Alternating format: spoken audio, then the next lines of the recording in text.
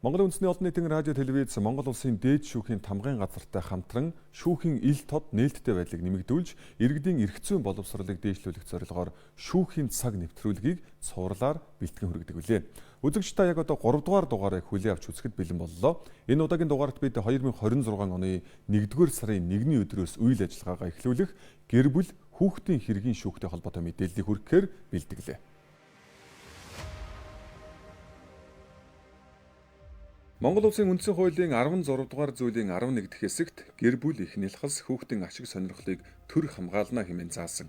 Үүнээс улбаалж гэр бүлийн хүчирхийлэлтэй тэмцэх тухай хуулийг баталж уламар гэрч хохирогчийг хамгаалах тухай хууль, эрүүгийн хэрэг хянан шийдвэрлэх тухай хууль, зөрчлийн тухай хууль болон бусад холбогдох журам баримт бичгүүдэд гэр бүлийн хүчирхийлэл үйлдсэн хүнд хүлээлгэх хариуцлагын төрөл хэмжээг мөн хохирогчийг хамгаалах талаар заасан байдаг. Үүнээс харуул манай улсад гэр бүлийн хүчирхийлэлтэй тэмцэх эрх зүйн орчин хэдийн бүрдсэнийг харах боломжтой. Гэр бүлийн хүчирхийлэл үйлдсэн гэмт хэргийг шүүхээр хянан шийдвэрлсэн тоон мэдээллээс харахад энэ төрлийн гэмт хэрэг цаашид өсөх хандлагатай байна. Улсын хэмжээнд эрүүгийн хэргийн анхан шатны шүүхүүд сүүлийн 6 жилийн хугацаанд буюу 2019-с 2024 оны хооронд шийдвэрлсэн холбогдох хэрэгүүдийг тоймлон харуулъя. Гэр бүлийн хүчирхийлэл үйлдсэн гэх 649 хэрэг шийдвэрлсэн. Тодруулбал 2019 онд 141, 2020 онд 101, 21 онд 99, 22 онд 97, 23 онд 99, 2024 онд 112 хэрэг шийдвэрлсэн байна. Гэр бүлийн хүчирхийлэл үйлдэж хүний амь насыг хохироосон 113 хэрэг шийдвэрлсэн.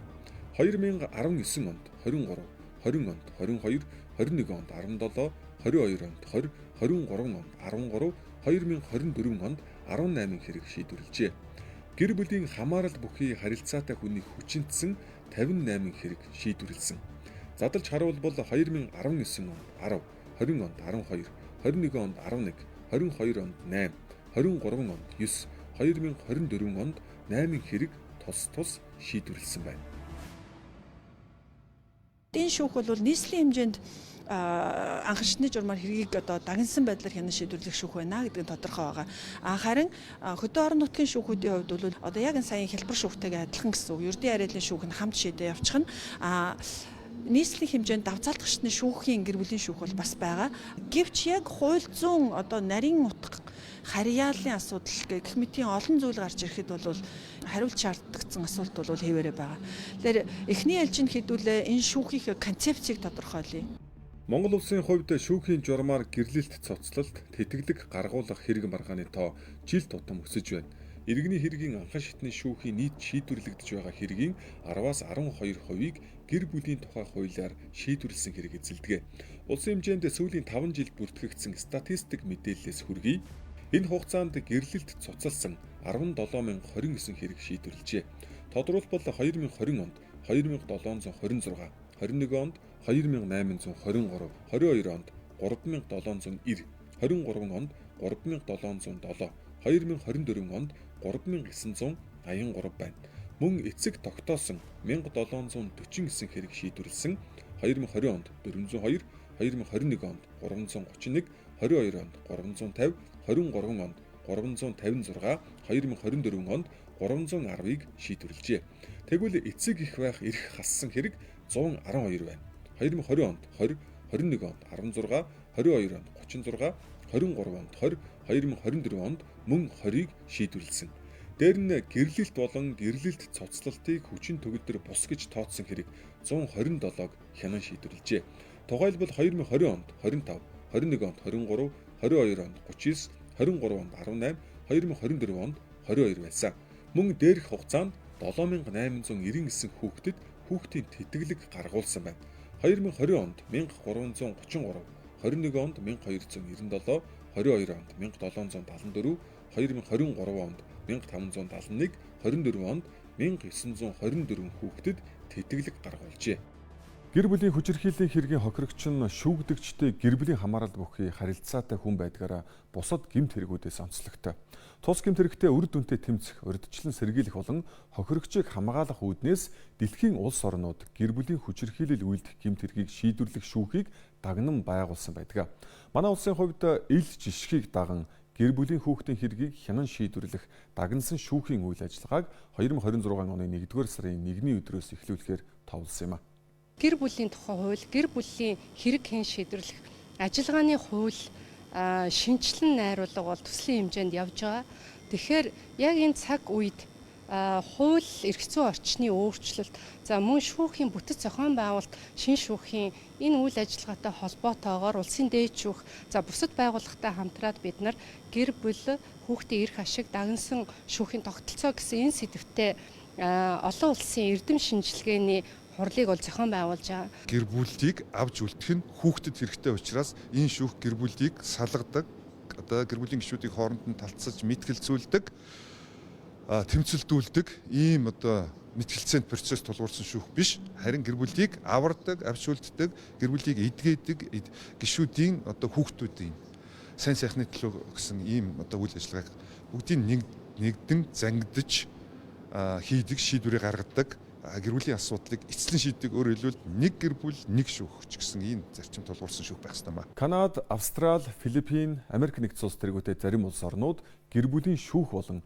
хүүхдийн эргийн шүүхийг тусад нь байгуулсан байдаг бол Солонгос, Япон тэргүүтээ хэд хэдэн улс орон гэр бүл хүүхдийн шүүхийг нэгтгэн байгуулсан байна. Манай Солонгос улсад 1963 онд анх гэр бүлийн шүүх байгуулагдсан. Урт хугацааны туршид гэр бүлийн дагнасан ганц шүүхтэй байсан. Харин 2000 оноос Солонгос улсын томоохон хотуудад гэр бүлийн шүүхийг байгуулсан. Одоо гэр бүлийн дагнасан 8 шүүхтэй болсон байна. Өнөөдрийн байдлаар манай улсад өндөр настай хүний асран хамгаалтыг хэрхэн яаж тогтоох, салсан эцэг эхийн хүүхдээ асрах эрхгүй тал нь хүүхдтэйгээ хэрхэн уулзахаас эхлээд тодорхой асуудал яригдж байна. Тиймээс Сөүлийн шүүх хүүхдтэйгээ уулзах эрхийг дэмжих төвийг дэрэгдээ байгуулан ажиллаж эхэлсэн. Манай Япон улс анх 1949 онд гэр бүлийн шүүх байгуулсан. Энэхүү дагнасан шүүхээр бид гэр бүлийн маргаан болон өсвөр насны хүүхдүүдийн асуудлыг шийдвэрлэж эхэлсэн байдаг. Гэр бүлийн асуудал бол тун эмзэг. За мөн тухайн улс урт хугацаанд тайван оршин тогтноход гэр бүлүүд батбөх байх ёстой. Тиймээс бид 80 орчим жилийн өмнөөс тусгай дагнасан шүүхээр энэ асуудлыг шийдэж байна. За сүүлийн үед бид гэр бүлийн мэргэжилтнүүдийг шүүхтэй урьж эвлэрүүлэн зуршлах үйлчлэгийг иргэддээ хүргэж байна. Манай Герман улсын хувьд олон жилийн өмнөөс зөвхөн гэр бүлд зориулсан дагнасан шүүхийг ажилуулж эхэлсэн. Энэ шүүх гэр бүлийн салалт болон асран хамгаалах эрхийн асуудлыг шийддэг. Зөвхөн гэр бүлийн шүүгчид ажилдаг.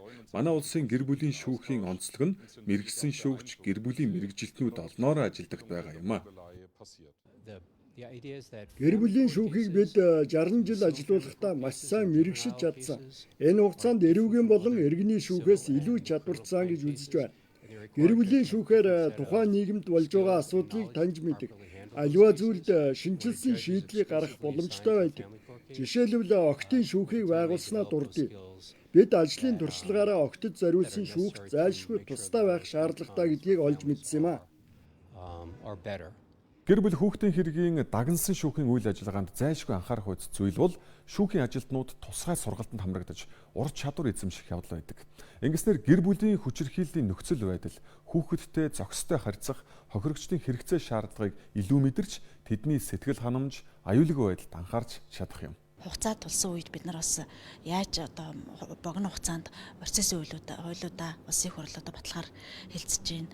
За хууль зүйн яам болон холбогдох төрлийн байгууллагууд бэлтгэл ажлыг хангах. За ялангуяа шүүх байгуулагдлаа гэхэд одоо хүүхдийн сэтгэл зүйч оролцох, энэ хүүхдийн эрх хамгаалах байгууллагын чадвархаас бэхжсэн үү гэдэг асуудал.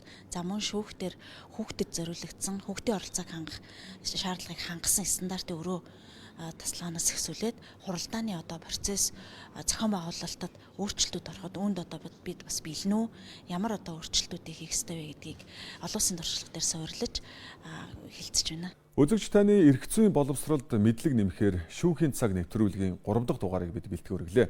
Энэ удаагийн дугаард 2026 оны 1-р сарын 1-ний өдрөөс үйл ажиллагаагаа эхлүүлэх гэр бүл хүүхдийн хэргийн шүүхийн бүтэц зохион байгуулалт үйл ажиллагаа холбогдох эрх зүйн орчин болоод тулгамдсан асуудал мөн тус шүүхийн тогтолцооны талаар болон бусад улс орны туршлагыг хүргэсэн юм а. Дараагийн дугаараар уулзтлаа. Түр баяртай үзэгчдээ.